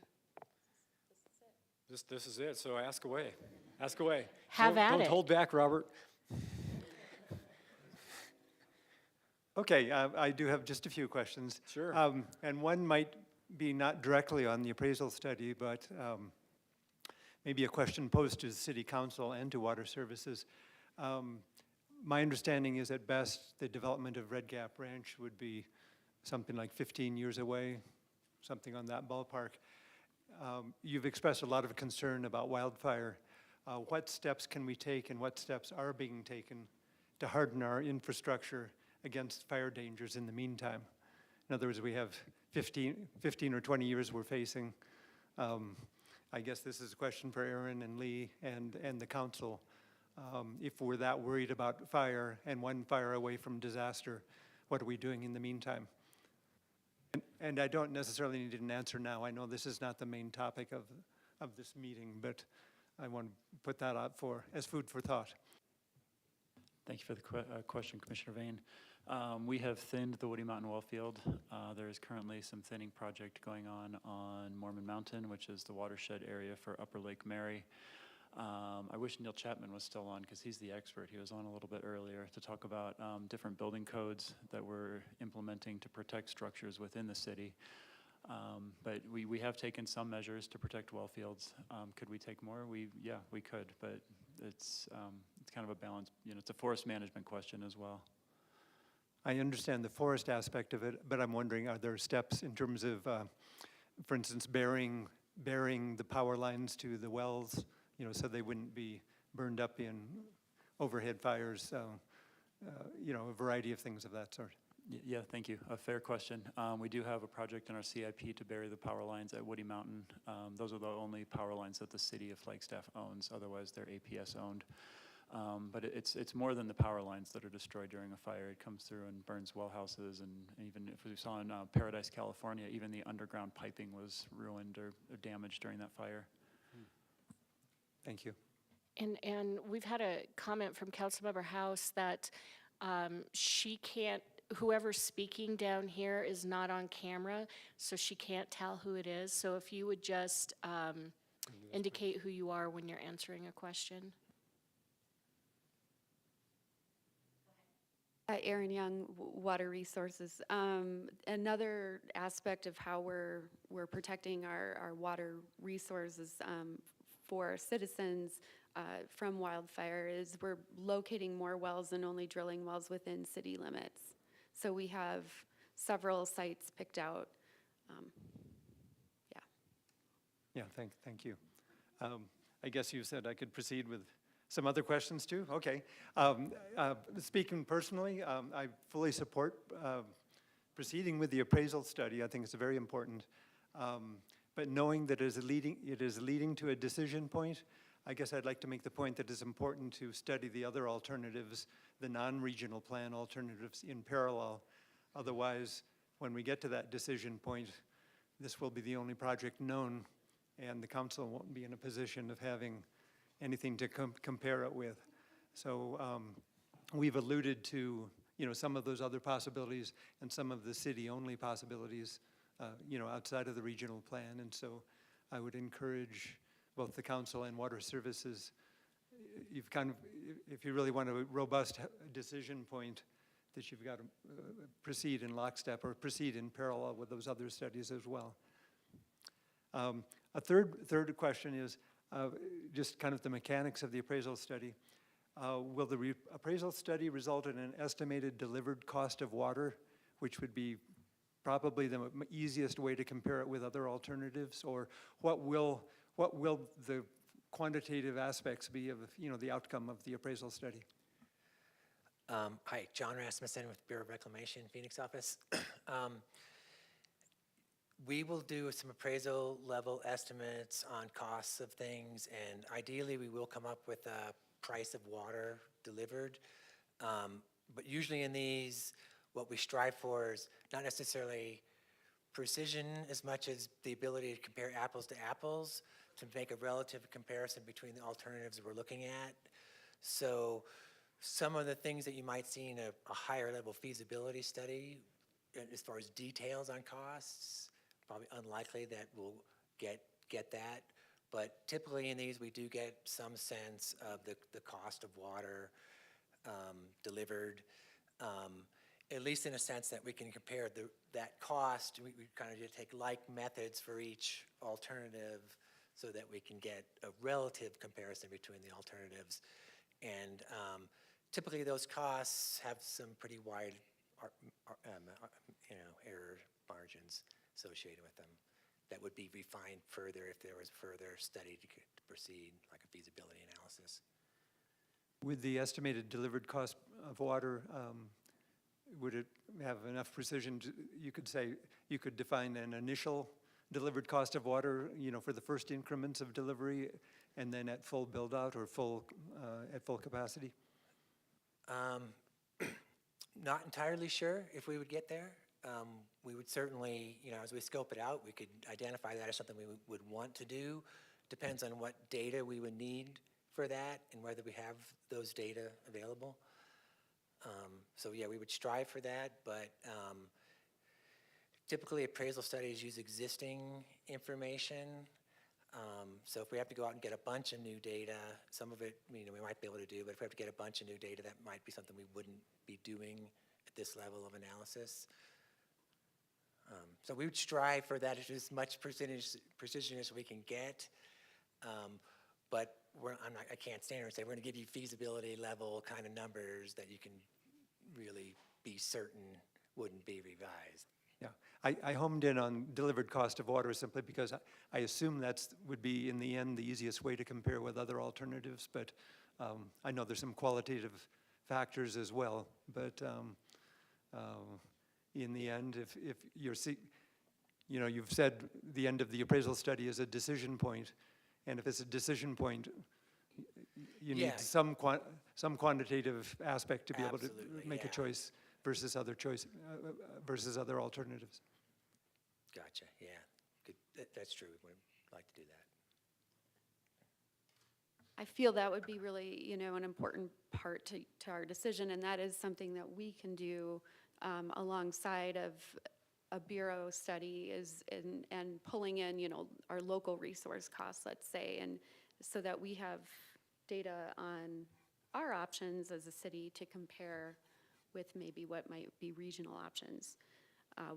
So we could do that study as City of Flagstaff as well. I see. Because these costs are certainly subject to, well, let me back up.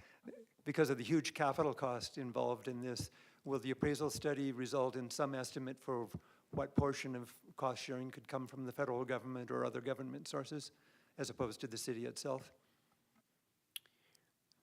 I think we had that on the slide that we would want to look at that. My apologies if I missed that. Yeah. Yeah, we're going to want to have the cost of delivered waters on here, right?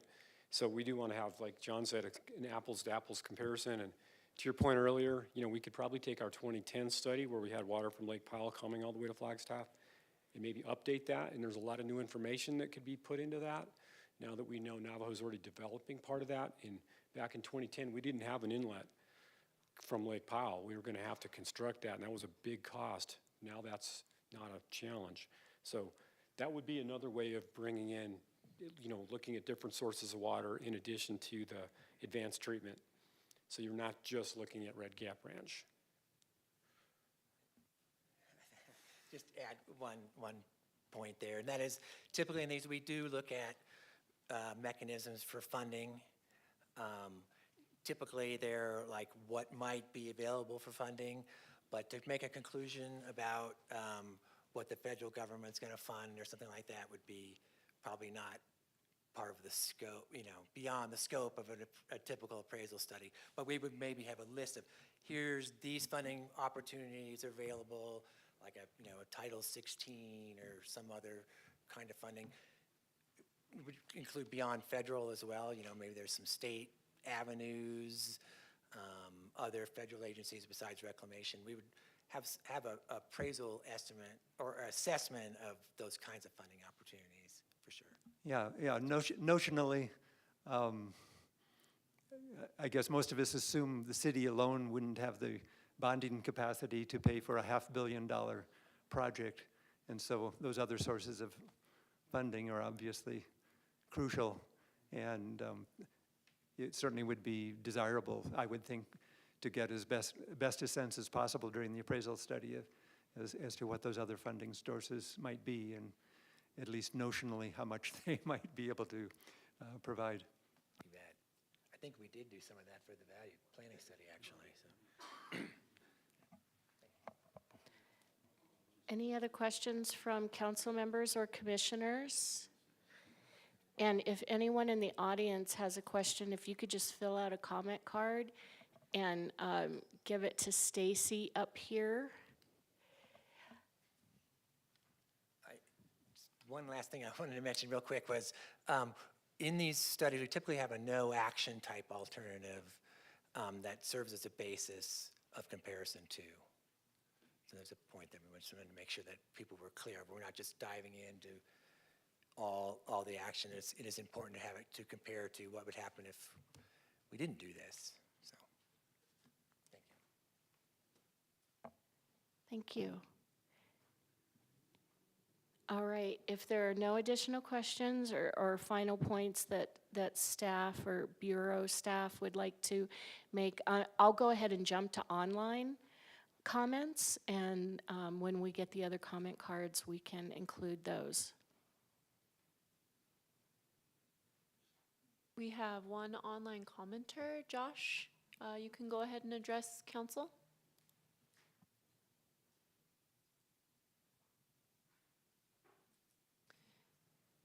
Josh, you can unmute and go ahead and address council.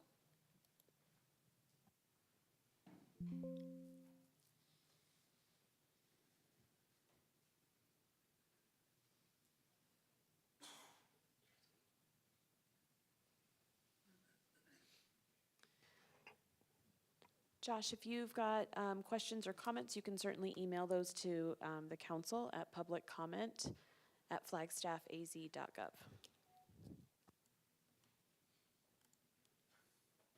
Was that the only online commenter? All right. Daryl Marks.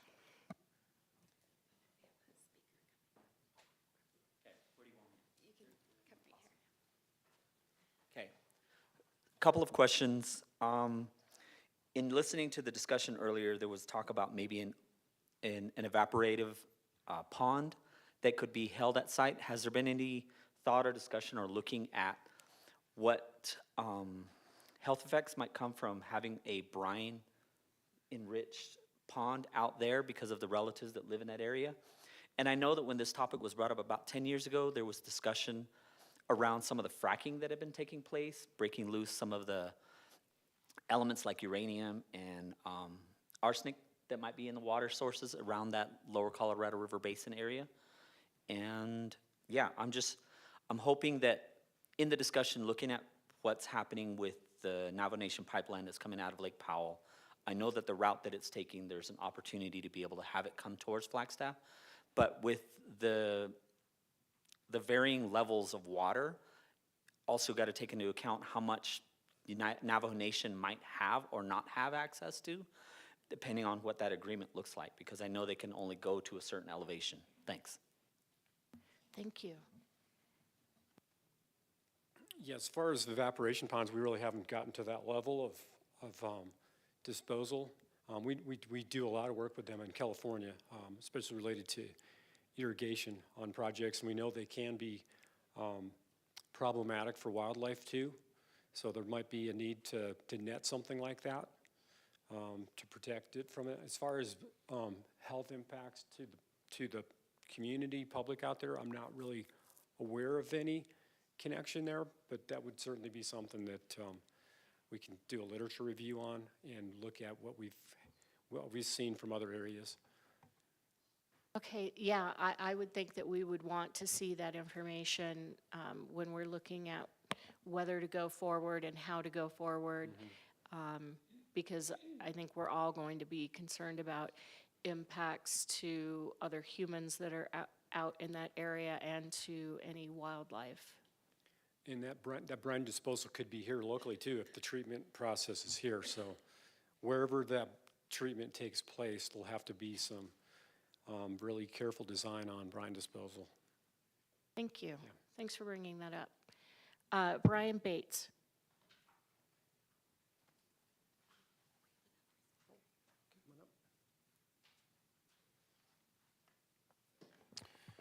Thank you, Mayor and Council. I'm Brian Bates. I have a background in environmental science. I'm also a member of the Flagstaff Water Group. When I look at this issue, I tend to view it from an ecology perspective in that diversity is necessary for all systems to function. You have to have information and energy and so forth from multiple sources. And so I want to reiterate what Commissioner Vane said, is that we need to be looking at and working towards having multiple different sources of water. And I think that cleaning our reclaimed water to potentially potable levels is something that we can do in the near future. It can provide additional water while the pipeline may be being built and so forth. Secondly, I have to think of what I was going to say. I know nobody else has this problem. But secondly, I think I need to understand a bit more if we're taking reclaimed water from our current system and then planning to put that in a separate pipeline to push, to take it back down and then reuse it. Are we then going to be repumping it uphill? And what's the water quality? I mean, are we going to be transporting the synthetic organic chemicals such as PFAS and a number of other ones that potentially have major health effects? Are we going to be pumping those down into the Red Gap Ranch and then pumping them back up? That, to me, is a questionable thing, and I don't have enough information to really understand it. And my third concern has to do, and Aaron, I direct this to you, is that my understanding is that the Red Gap Ranch it's the cochineal aquifer that continues all the way down. So if we're pulling water out of the bottom, are we not then facilitating the movement of water that's up higher back down to the bottom? And so in this process, I think we need to do an evaluation of what's happening at the aquifer level and how is that going to change. And particularly, we need to be looking at this over a long period of time. I'm going to say a minimum of 100 years because we probably can't conceive beyond that. But the point I'm getting at is that these types of systems work on, as all of you know, thousands to millions of years time period. So with that, thank you very much. Thank you. Would you like to respond to that, or? Water quality was a big part of our discussion during our week-long study, and we know that there's going to need to be a lot of in-depth thought on how we would potentially take reclaimed treated effluent, where we would use it, Would the city continue to just use it for irrigation, landscape irrigation? Would we take it and use it to help recharge the aquifer or not? So looking at that chemistry is going to be really important. And I can't answer the PFAS. That's something we're all wrestling with. I serve on both my local water and sanitation board as well as Metro Water Board in Denver, which treats 40% of Colorado's wastewater. And those are all things we're wrestling with and trying to learn and understand. So those are really good points. And I was hoping he was going to bring up the ecology of the brine disposal, because that's going to need to be looked at really carefully too, probably in particular to any potential wildlife impacts. Any other questions? We have another comment, but I just want, Aaron or Lee, do you have anything that you would like to respond with? I'll add to that, the one other part of Brian's question is the groundwater modeling question. Modeling 100 years out, 1,000 years out, we have done extensive modeling, and that kind of relationship to our local sea aquifer is 1,000 years in terms of how long we might pump before we see impacts here. But we would be, answering those questions in appraisal for sure. Thank you. All right, we have another public commenter, and that is Michael McCauley.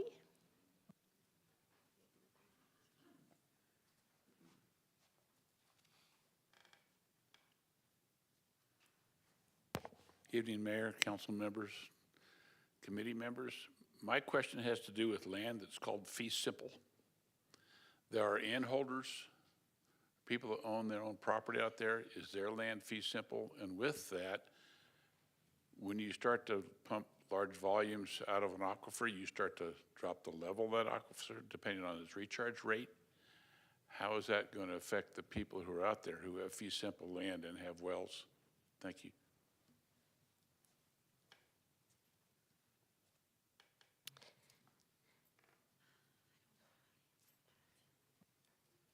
Yeah, that's one of the concerns the Navajo tribe has, obviously, is that we don't impact their aquifer.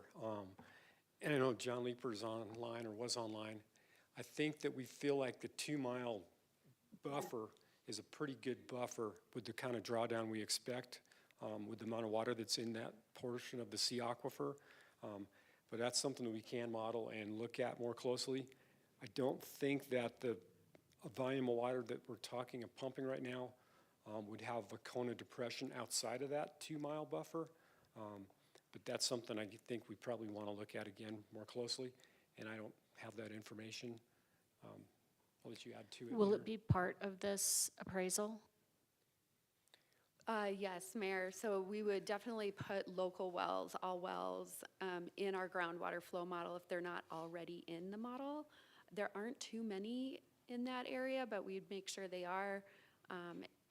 ADWR law outside the AMAs, we're stewards of the work we do, so we would be looking at that even though we're not required to.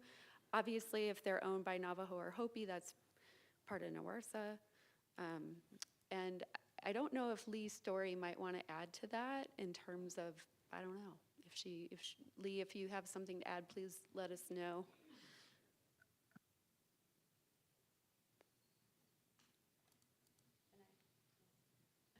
It looks like she just hopped off. She may have been having, oh, her hand's up. There we go. Hi. Thank you, Mayor and Council. NWRSA is a settlement agreement that was approved by the City of Flagstaff, as you know, last July, and by the governor in November of 2024. NWRSA, as a signatory to NWRSA, the city obviously is a party to that agreement and is bound by that agreement. And one of the things that NWRSA does provide for is that the city has agreed not to drill a new well in buffer zone 1. And that is the area just 2 miles south of the reservation. The municipal wells that have been part of the value planning study are all located in buffer zone 2, where the city drilled wells in 2010 and also had wells from at the time of the acquisition of Red Gap Ranch. Norris essentially provides for a legal limit on pumping in buffer zone 2 and from existing wells in buffer zone 1. But the waivers in that settlement agreement also provide for groundwater waivers benefiting the city of Flagstaff and all parties to the settlement agreement by agreeing to those buffer zones and also water quality waivers. So it's a very important agreement.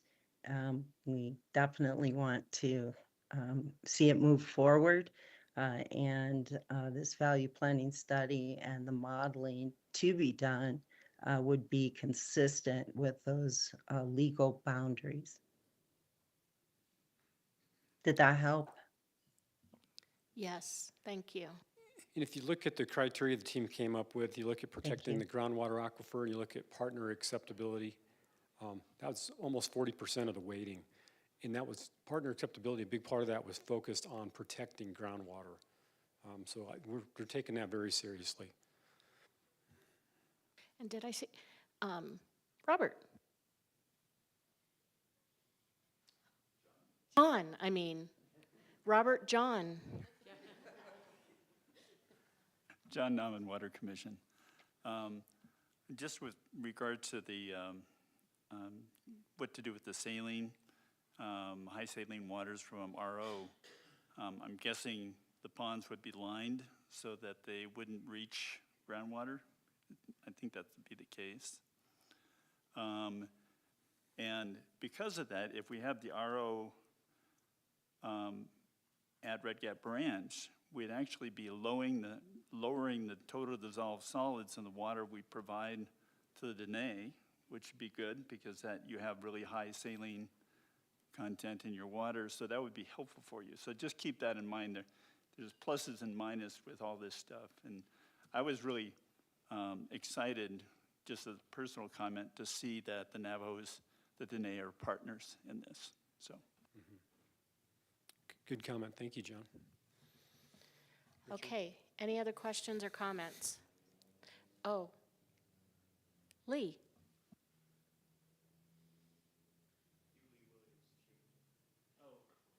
I'm sorry, Mayor, I was referencing Lee Story has her hand up. Yes, that's the Lee that I meant. I'm sorry, Lee Story. 2 Lees. Mayor and Council, my apologies. I meant to lower it. Oh. Well, Lee Williams, go ahead and say something then. Yeah. Thank you, Mayor, I already did. I was giving the floor to Lee Story. Okay, any final questions or comments? Oh, Sterling.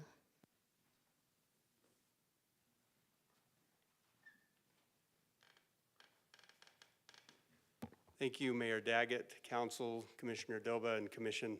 Sterling Solomon, City Attorney. I really appreciate it. It's posted today, obviously for discussion and possible action, but we're simply looking for direction to move forward with or toward the appraisal study here. That was the value planning study that you heard about today, and I think a lot of the questions that you've heard from yourselves up there on the dais as well as the public can better be answered as we move forward toward the appraisal study, and that was the purpose of coming today, was to seek your direction on that. And simple direction to move forward is fine. It doesn't require a motion or a second or anything like that. Thank you. All right, so before I ask for that, I just want to make sure there are no additional questions, no Johns or Roberts or Lees, no more questions. A quick one from a Robert. Since we have Nicole still here, I have a question I've been burning to ask. And I was delighted to hear of your thoughts about renewable energy development at Red Gap Ranch. And it's fully understandable why these are being brought up in the context of the water discussion.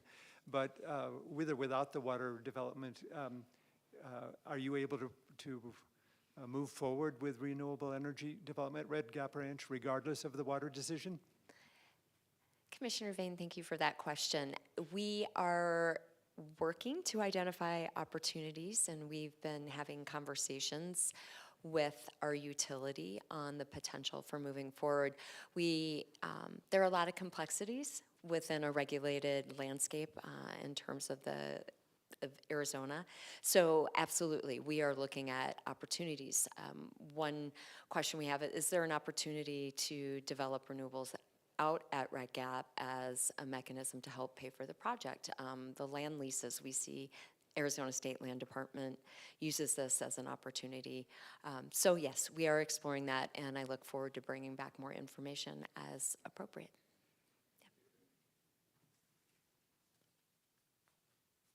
All right, so we're looking for direction on moving forward with this study. Can I get thumbs up, nods, or thumbs down, shaking of heads? We've got a bunch of thumbs up and some thumbs up online as well. So is there anything else that you need from us? I don't believe anything that we need from you. I just wanted to provide a closing remark before we adjourn. Please do. I would like to thank you all for your time. I would like to thank those online from state organizations, the WRC, ADWR, I knew I'd forget folks, Grand Canyon Trust, and the Kyle Center. Having you folks here, it means so much because we don't have a lot of these big projects here in Northern Arizona. There's a lot going on in Phoenix. There's a lot going on in Tucson. So to have that attention with us for a couple hours really means a lot. Thank you. Very well said, and thank you for saying that.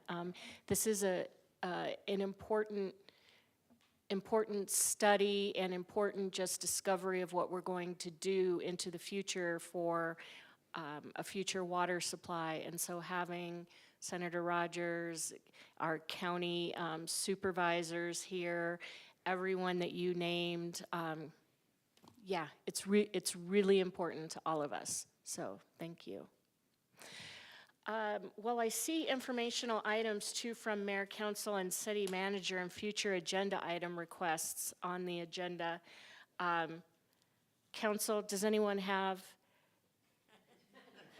a two from Mayor and Council?